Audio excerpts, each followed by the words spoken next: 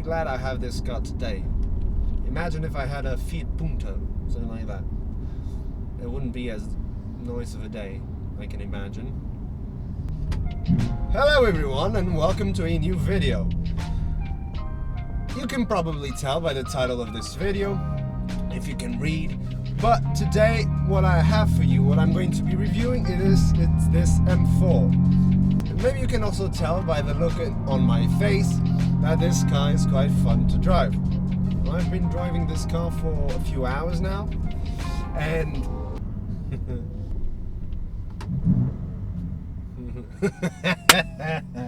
this car is so fun.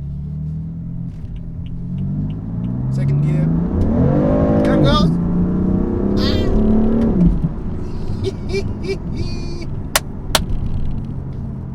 Oh my god. Let's just do an experiment. Let's just floor it.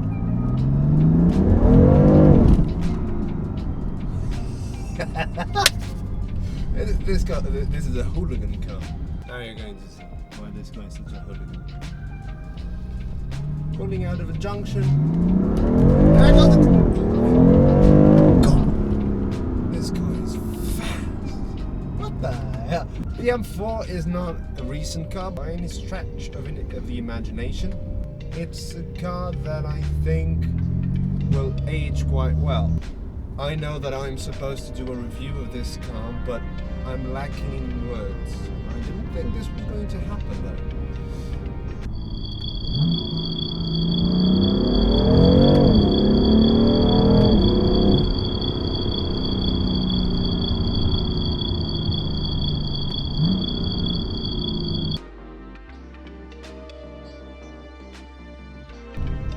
To me, the engine, it dominates the whole experience of this car. You probably already know the specs, but I'll put them on the screen somewhere, and I'll tell you the basic ones. We are talking about 431 or 430 horsepower announced by BMW. When people put these cars on the dyno, they always give you more power than what BMW tells you. That's good, I guess. And torque figures, we are talking about 550 Newton meters of torque. And not only it's 550 Newton meters of torque, but it's quite down low, which means if you're in a higher gear, you don't need to downshift to overtake someone, and it's got a lot of grunt. It's a 3-liter twin turbo engine, the S55 engine. It's quite a masterpiece of an engine, if you ask me. It does have a little bit of turbo lag. Coming from a naturally aspirated straight 6, my car 3.2 liter, when I floor my car, it doesn't necessarily go anywhere very quickly, but you get a response from the throttle like that. Something happens. This car, let's say I'm in 4th gear, I'm about around 2,000 revs per minute, floor it, nothing. Now it's going. I was in a far too high gear for the revs that I was doing, yes, but my car starts moving because it's naturally aspirated, doesn't have to spool up turbos. My car just starts moving quite quickly. But as I was saying, 550 Newton meters of torque. What does that get you? Well, 4th gear, 50 kilometers an hour, 3rd gear, 2nd gear. I'm gonna floor it. This is what happens. This is what happens. This car's got so much power. I don't understand how you can just go to a BMW dealer, tell them, here, take my money, and they will give you this. This is a weapon. What they're giving you to your hand, this is a weapon. They shouldn't be called a car dealer, but a weapon dealer. Yeah, that's what they should be called. This car, it doesn't make any sense to me. Coming from my M3, make no mistake, my M3 is quick. Yes, it's very rapid. It's got 340 horsepower, not as much torque as this one, not even close. But it's manageable power. This car, I'm not saying that it's not manageable, but you don't expect it to be as quick as it is.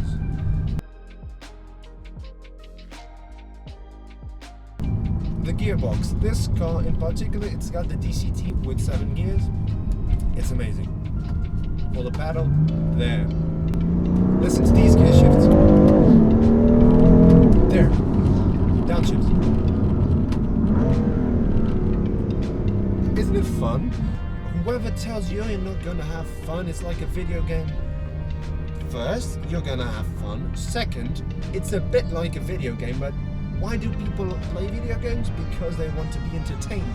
And what you get with this car is a good amount of entertainment.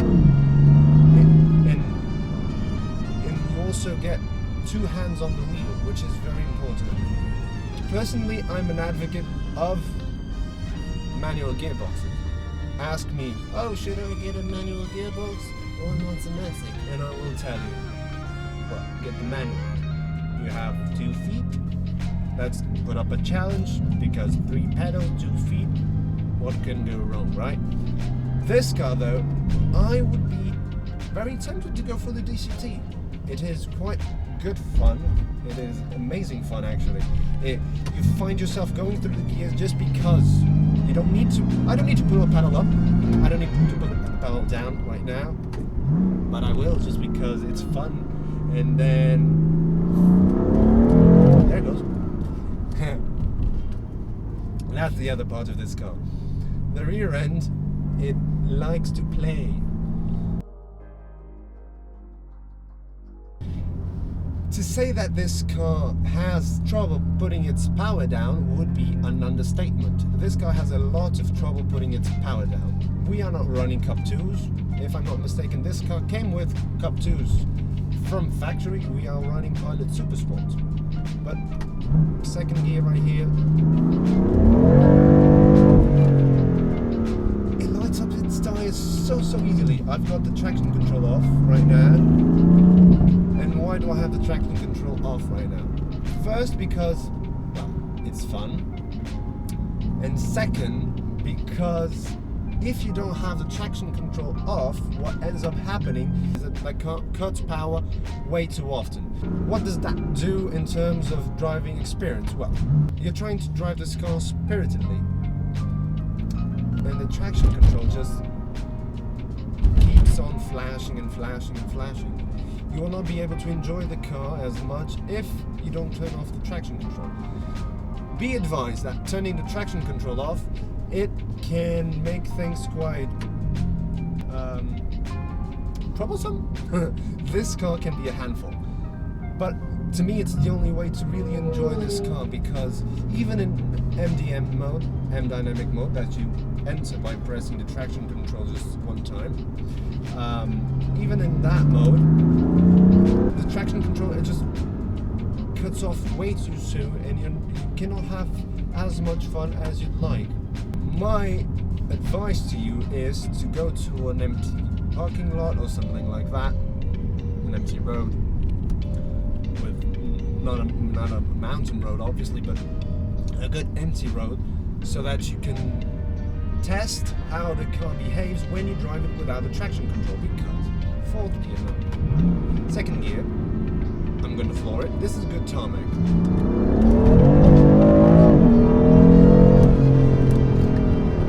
The car has this tendency to want to break the back tires loose.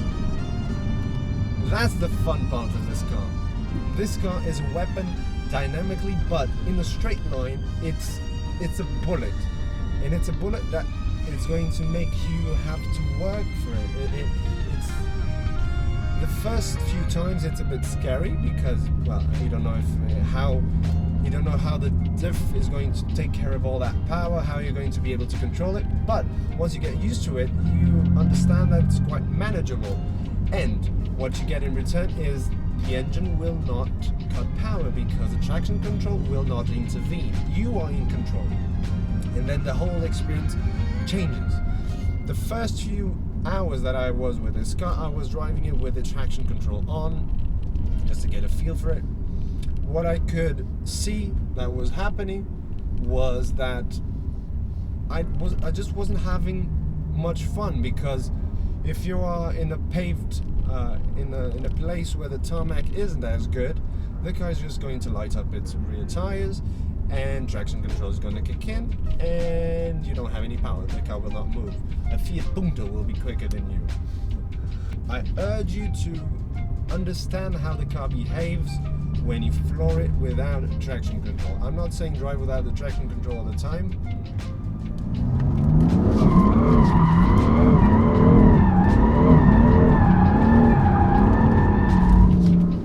No, because one day you're going to be caught off guard. But when you're trying to have fun with a car, try to turn off the traction control. It might be quite a good experience. Short shifting is also your friend. You're going to be short shifting a lot in this car, because if you don't, you're just going to be spinning your tires endlessly.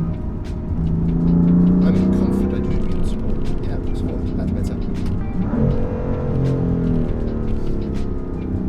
Dynamically.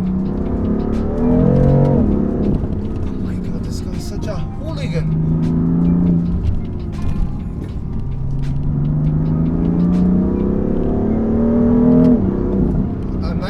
I'm sorry, I'm trying to concentrate while driving.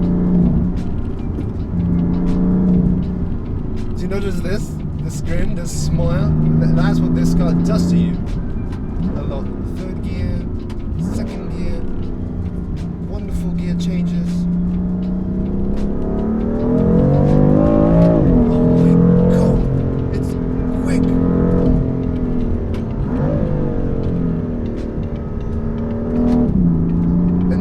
On this thing, the brakes on this thing are amazing. They really are. That gets me to the next point, the brakes.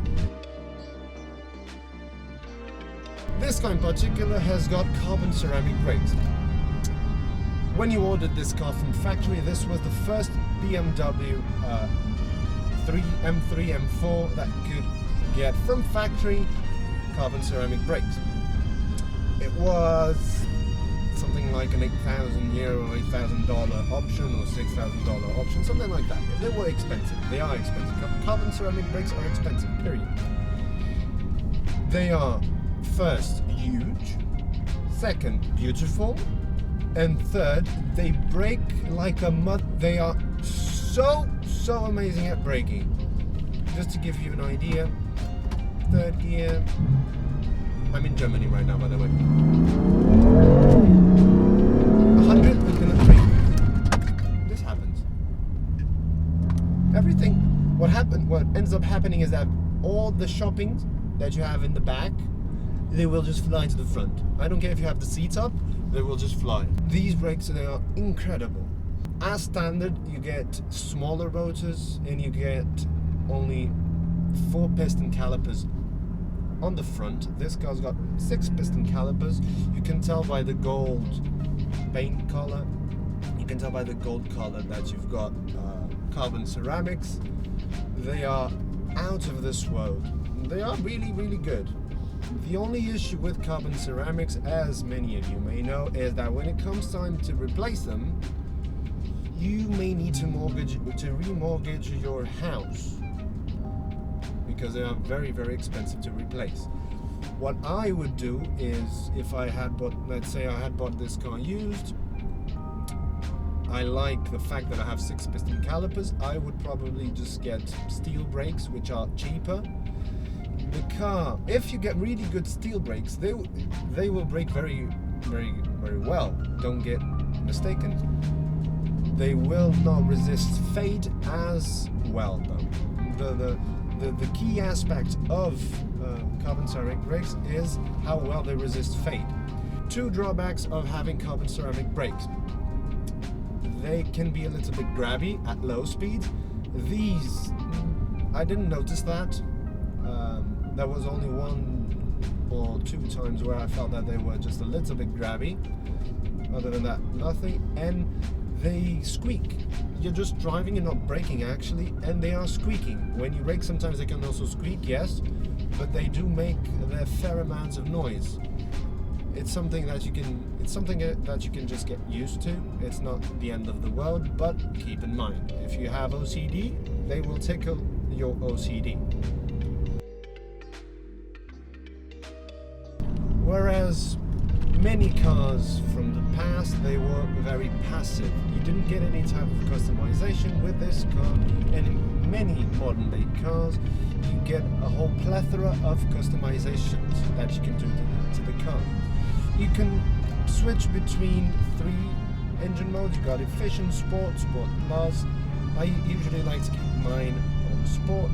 Then you can toggle suspension. You've got also comfort, sport and sport plus. I go between comfort for city and sport for driving on the mountain road like this. This car is very comfortable. Make no mistake, it's not an S-Class by any stretch of the imagination, but it is a very comfortable car for the amount of performance that you get. And especially with these adaptive dampers, it's really wonderful. The other thing that you can customize is the steering. You can customize how heavy and the way that the steering feels. You've got, as the other things, you've got comfort, sport and sport plus. I like to go between comfort and sport. I just think sport plus is far too assisted and it feels a little bit artificial. And the other thing that you can customize is the ferocity of the gear changes. You've got 3 levels. Right now I'm on level 3, and what I can tell you is that for me level 3 is far too much. It's quite theatrical, level 3, because you get this punch in the back and the whole car shakes. It gets unsettled.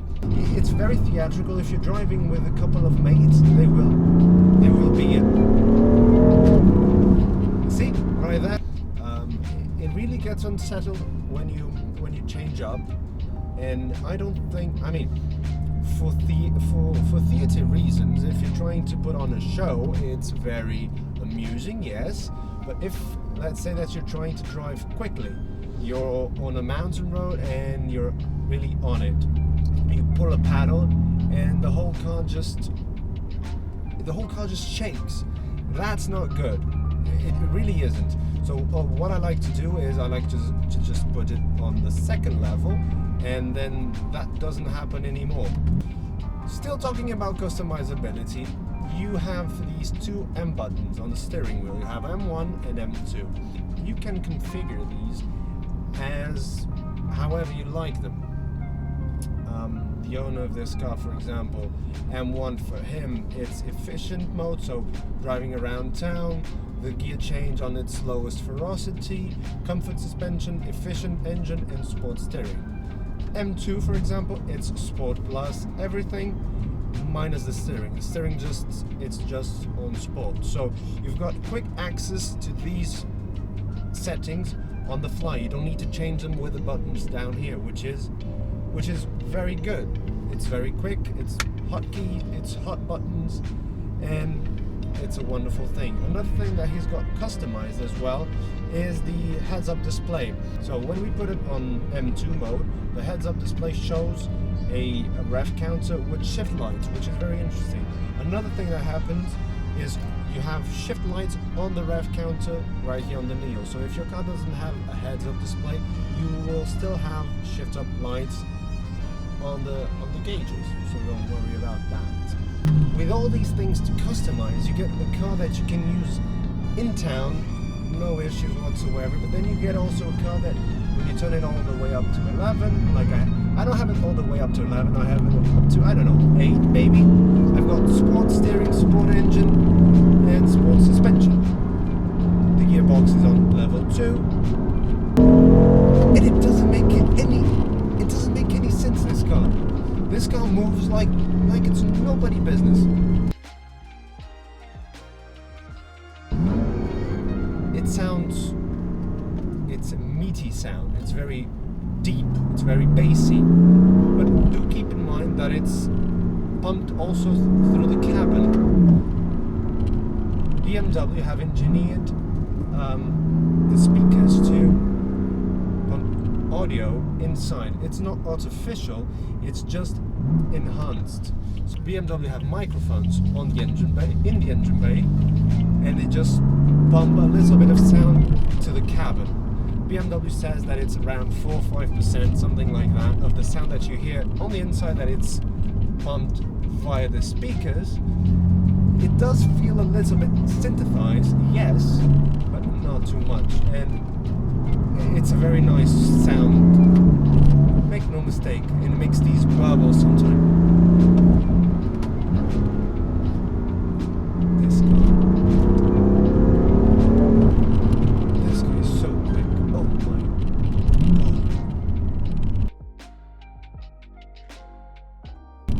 steering is sharp.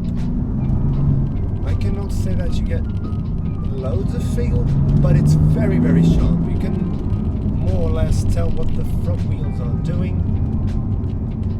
Not too much, but it's still, it inspires a lot of confidence, this car. When you first drive it and you get on the power, the tail is gonna break loose, yes, and you'll start to think, oh my god, this car is trying to kill me, which, make no mistake, it is trying to kill you. It is. I have no doubts about that. But it can also be very inspiring to drive. It can be very confidence inspiring. Oh my god. This car breaks traction so easily. It's so fun. It really is a fun car.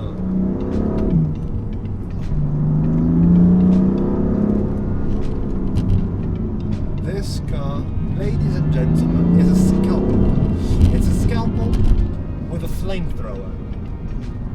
Steering is a scalpel. Throttle, it's a flamethrower.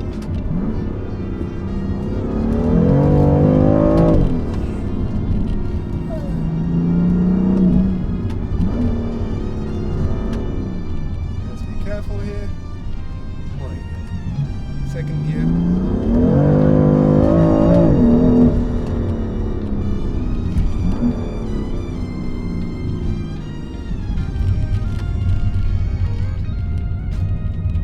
It doesn't make sense, this car.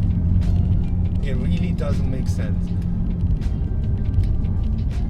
If you want a car to have fun, if you want a car to drive you to work every day, a car to go to the shops, a car to take a trip to another country, across Europe, if you want a car that can do it all tremendously well, that is quite comfortable,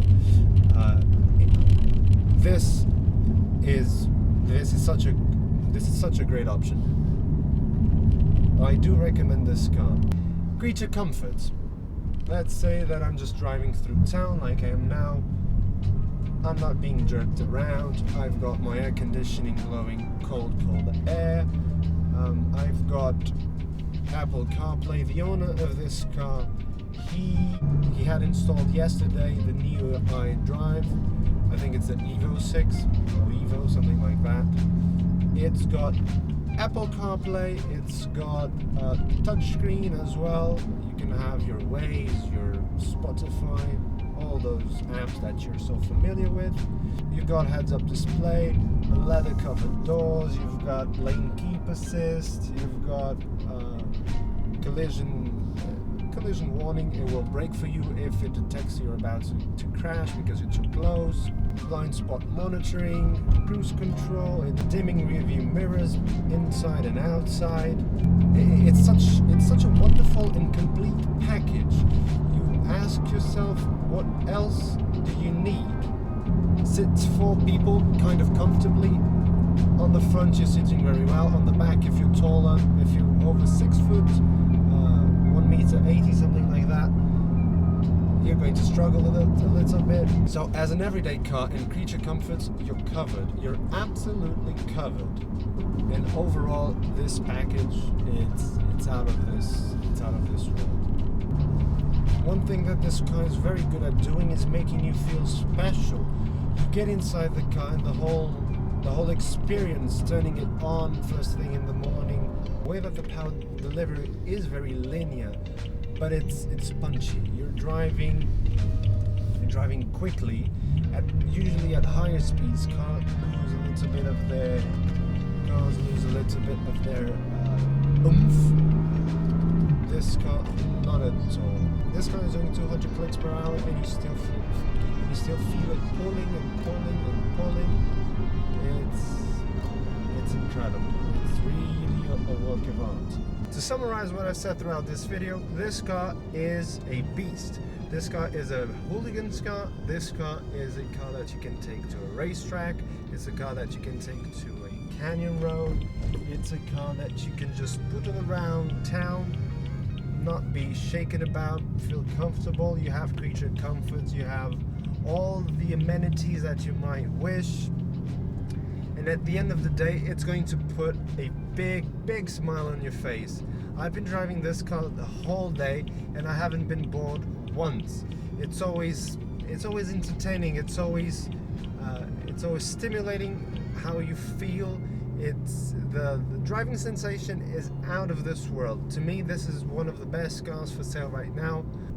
With that said, I hope you enjoyed this video as much as I enjoyed this car. To be honest, it's a really good option. If you're looking to buy an M4, go and drive one. You will like it, trust me. It's a very complete package. I'd also like to give a special thank you to my friend who lent me this car for the day. It's been a pleasure, and thanks to him I was able to bring this car for you to see. If you have any questions or doubts about this car, feel free to leave them in the comments down below. Share this video, like this video, you know, do the whole shebang. More videos are coming very soon, and I'll catch you on the next one. Bye!